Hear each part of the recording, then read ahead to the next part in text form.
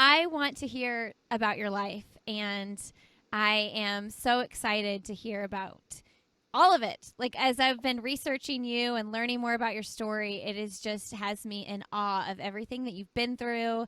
And I would just love to hear about you guys. Diane ran in the Olympics for the first time when she was 15 years old. That's crazy. So, Yeah. yeah, talk to us about how you discovered that running was your thing at such a young age.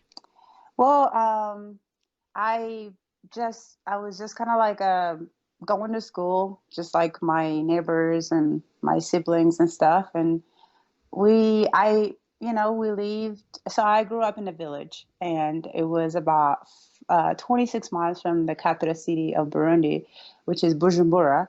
And, um, but I had never really been to the city until I started running. But how I started running is like my primary school was like I think 3 miles away from where I grew up, where my mom's house is. And so we used to kind of run out, like you run to school, like carrying your books on like, you know, carrying your books, not even in the backpacks, just like really in your hands or in a bag, the grocery bag. And so we used to run 3 miles, stay in school all day, had breaks, and during the breaks, we would just go run around, just kind of like, younger like kids and stuff. And then after school, we'll run home. So that's already 6 miles. Yeah, that's 6 miles a day. And that's like from the time when you were anywhere between 7 Wow. to like 15 or 16, whenever you're done with the primary school. And so, and we usually have like 1 hour of like physical activity. And I remember like my teacher was like, hey, do you guys want to run for 3K and see who gets first? And I heard about this race in another province, which is like so far from where I lived. So we had to take a bus and stuff. So I was so excited. I didn't really care about running because we run every day. We run from school to school and back.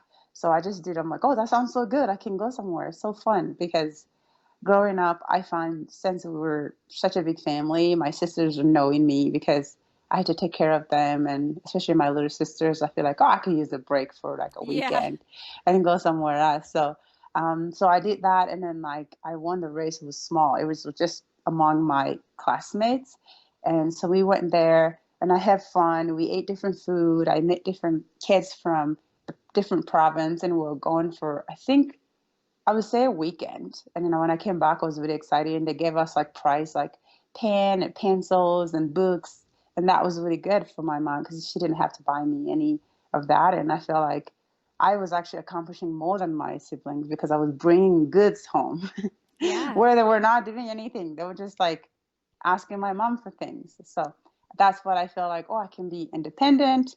I can help out my mom. I can be like my mom's favorite kid, at least that moment, because I was always in trouble. So that's kind of how everything started. And then we went from uh, going to the province to the capital city when it's more exciting. It's like by the lake, and you get to actually compete with people from all over the country.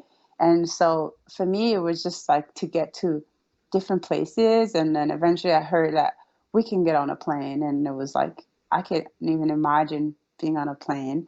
And I was like, oh, I'm in. I'm going to do whatever it takes to get on that plane. And then once I did, it's like the following year was actually going to the Olympics. And I had no idea what it was. I was Wow. like walking around the Olympic village, you know, how there's all these superstars. I didn't care. I didn't even know anyone. So I just like kind of looked around like just a little village girl.